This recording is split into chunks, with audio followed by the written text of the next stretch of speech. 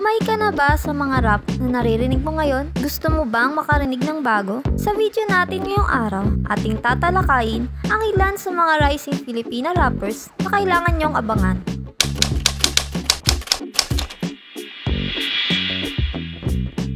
Number 7. Zay.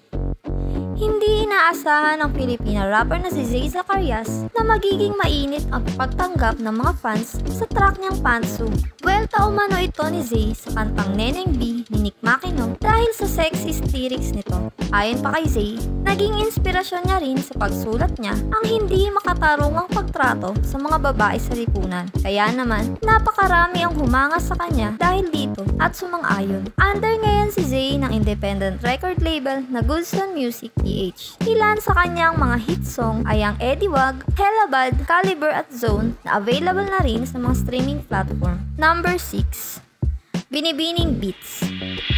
Nakilala naman si John Foncarda Saltea o Binibining Beats na mula sa Zamboanga dahil sa galing niya sa pag-spit ng umapoy na bars at sa malupit na speed rap. Hindi lang kapwa Pinoy, may ilang dayuhan rin na nagpahayag ng paghanga sa kanya. Ayon sa mga komento sa kanyang YouTube channel, si John ay hindi lang magaling na rapper, mahusay rin siya sa larangan ng beatboxing. Katunayan ay nagkaroon pa ng tutorial si John tungkol dito na kasalukuyan ng may 8.8 million hits at 175,000 subscribers sa kanyang channel. Number 5.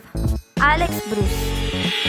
May tuturing na pinakabatang rapper sa industriya ang 14-year-old na si Alex Bruce. Naging pinakamahalagang impluensya at inspirasyon raw sa kanyang pagsusulat ang Filipina rapper na si Ruby Ibarra na nakabase ngayon sa Amerika. Kaya naman, dream come true talaga para kay Alex nang mag-perform siya sa homecoming show ng idolo at makasabay ito sa pagkanta. Sa ngayon ay under ng major label na Sony Music Philippines si Alex. Ilan sa kanyang mga single ay ang Mind as a Weapon, Go Crazy, Pull It Off at Yakap na mayroon ng million hits na i-perform niya ito ng live sa Wishbus.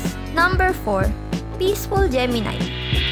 Mula naman sa Spotify radar ay nadiskubre ng marami ang artist na si Nicole Leonard o Peaceful Gemini dahil sa malalalim na mensahe ng kanyang mga kanta at mga powerful na live performances. Bumuhos ang paghanga ng mga fans kay Nicole. Ayon sa mga fans ay sobrang underrated na artist daw nito sa kabila ng pagiging talented. Kabilang din si Nicole sa collective na Assembly Generals. Ilan sa mga track niya ay ang Warrior Princess, Cloud9, Mind, Body and Soul at iba pa. Number 3. Lawyer.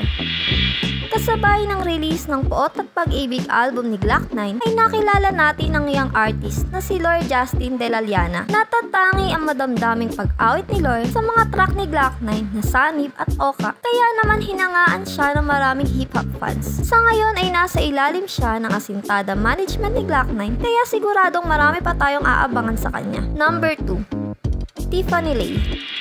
Sa murang edad ni Tiffany Lay Cabero ay natuklasan niya na ang passion niya sa rap music. Naging mabilis ang pagsikat ng young artist na ito nang mag-viral ang kanta niyang Dorobo taong 2019 na agad nagkaroon ng million hits sa Facebook sa loob lamang ng 2 araw. At kahit nabaguhan pa lang si Tiffany Lay sa eksena ay marami nang humanga sa kanyang talento at pagiging makabayan nito. Sa ngayon ay nasa ilalim siya ng record label na Def Jam Records. Ilan pa sa kanyang mga solid na track ay ang Katana at latest single na Sorbetes kasama si Don Wilson. Number 1. Manika Queen Manny.